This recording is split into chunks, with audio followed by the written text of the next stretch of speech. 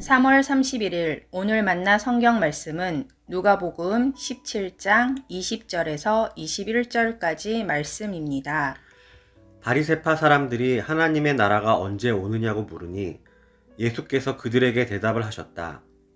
하나님의 나라는 눈으로 볼 수 있는 모습으로 오지 않는다. 또 보아라 여기에 있다 또는 저기에 있다 하고 말할 수도 없다. 보아라 하나님의 나라는 너희 가운데에 있다. 아멘. 오늘 만나로 만나주시는 하나님을 기대합니다.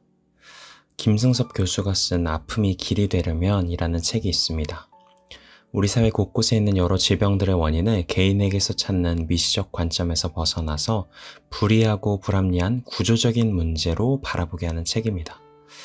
이 책의 끝부분을 보면 저자인 김승섭 교수의 자전적 고백이 나오는데요. 그 중에 참 인상 깊게 읽었던 대목이 있습니다. 전문을 그대로 옮겨보면 이렇습니다. 20대 내내 저에게 가장 큰 고민은 꽃이 필 것이라는, 열매가 맺힐 것이라는 기대 없이 어떻게 나는 계속 씨앗을 뿌릴 수 있을까 하였어요. 그 고민이 마지막에 닿았던 지점이 그런 거였어요. 사회가 급격하게 바뀔 수 있다는 꿈이 없다면 남은 길은 자신의 삶에서 가능한 한 오랫동안 진보적인 실천을 하도록 하고 그럴 수 있게 준비를 하자는 생각이었어요. 그래서 학생 시절에 했던 다짐이 지금의 공부와 활동은 앞으로 수십 년간 스스로를 망치는 일과 싸우기 위해 준비하는 시가 아니라고 생각했어요. 저는 한 명의 신앙인으로서 이 저자의 고백이 참 묵직하게 와닿습니다. 올바르고 가치 있는 일일수록 사실 변화는 참 더딥니다. 그렇기에 중요한 것은 당장 변화를 만들어내겠다 또는 어떤 성과를 내겠다는 조급함이 아닌 꾸준히 그 실천을 지속할 수 있는 힘이겠지요. 그리고 그러기 위해서는 저자의 표현처럼 스스로를 망치는 것들과 싸워나가야 합니다.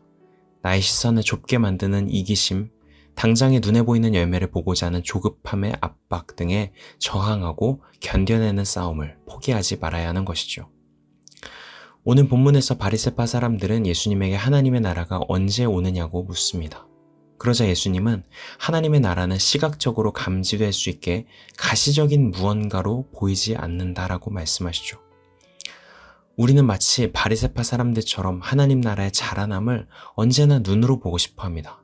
내가 인지할 수 있는 형태로 명확하게 확인하고 싶어 하죠. 마치 이렇게 말입니다. 하나님, 제가 이렇게 열심히 사랑을 실천했습니다. 하나님, 제가 이렇게 열심히 섬겼습니다. 하나님, 제가 이렇게 열심히 믿었습니다.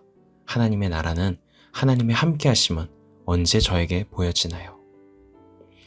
그러나 이런 질문들에 함몰되다 보면 높은 확률로 우리는 금세 실망하고 지치게 됩니다. 좌절하기도 하죠. 하나님의 함께하심, 하나님 나라의 확장은 우리의 눈으로, 우리의 시감으로 명확하게 포착되기 어렵기 때문입니다. 왜 그럴까요? 내가 원하는 때가 있기 때문입니다. 내가 고집하는 형태와 방식이 있기 때문입니다. 나도 모르는 사이에 굳어진 내가 고수하고 있는 정답이 있기 때문이죠. 이런 것들이 우리의 눈을 가리어서 분명히 실존하고 있는 하나님 나라를, 우리 안에서 자라나고 있는 하나님 나라를 보지 못하게 만드는 것이죠. 그렇게 예수님은 분명히 말씀하십니다. 하나님의 나라는 너희가 원하는 방식대로, 너희의 계산대로, 너희가 보고 싶은 형태로 오지 않는다고요. 그리고 이어서 말씀하십니다. 보아라, 하나님의 나라는 너희 가운데 있다.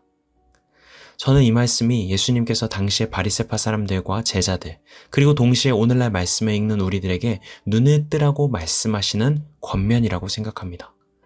자신이 원하는 방식과 정답, 자신이 생각하는 때와 계산 안에 하나님 나라를 가두고 있는 어리석음으로부터 벗어나서 이미 너희 안에 시작되어 꾸준히 자라나고 있는 하나님 나라를 똑똑히 보라는 것이죠. 사순절의 기간을 보내고 있습니다.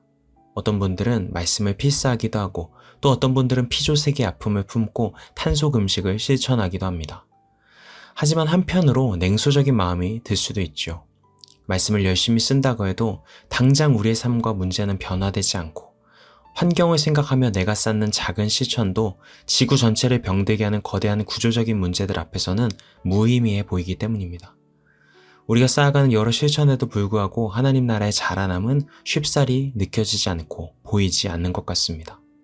그러나 우리의 눈을 떠서 보라고 말씀하시는 예수님께서는 정확히 이런 냉소와 비관, 그리고 조급함과 싸우라고 말씀하십니다. 우리의 작은 실천을 통해, 우리의 함께함을 통해, 우리의 나눔을 통해 이미 시작되었고 꾸준히 자라나고 있는 하나님 나라를 믿음의 눈으로 바라보면서 지금의 걸음을 계속해서 걸어가라고 말씀하십니다. 서두에 소개해드렸던 책 속의 문구에 나오는 질문을 조금 바꾸어 우리 모두에게 다시 던져보면 좋겠습니다. 당장 꽃이 피지 않고 당장 열매가 맺히지 않을지라도 우리는 계속해서 씨앗을 뿌릴 수 있을까요? 저는 우리 안에 있는 믿음이 이 질문 앞에서 그렇다라고 답할 수 있게 만들어준다라고 생각합니다. 하나님의 나라는 이미 너희 가운데서 시작되었고 자라나고 있고 완성될 것이다 라고 말씀하신 예수님의 약속에 대한 믿음. 그 믿음 붙들며 주어진 한 주간의 시간을 아름답게 가꾸어 나가시는 성도님들 모두가 되시기를 축복합니다. 기도하시겠습니다. 주님, 우리의 눈을 가리는 모든 고집과 욕심, 조급함과 불안함으로부터 자유하게 하여 주십시오.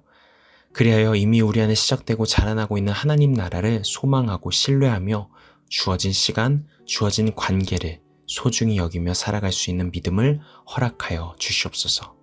예수님의 이름으로 기도합니다. 아멘. 이제 두 가지 기도 제목으로 함께 기도합니다. 첫 번째로 오늘의 말씀에 따라 기도하겠습니다. 이미 우리 안에 시작되고 자라나고 있는 하나님 나라를 신뢰하며 주어진 일상과 관계를 아름답게 살아갈 수 있도록 인도하여 주옵소서. 두 번째로 해외의 선교사님들의 사역을 위해 기도하겠습니다. 당장 보여지는 열매가 없다 할지라도 포기하지 않고 복음의 씨앗을 뿌려나가는 선교사님들 되도록 인도하옵소서.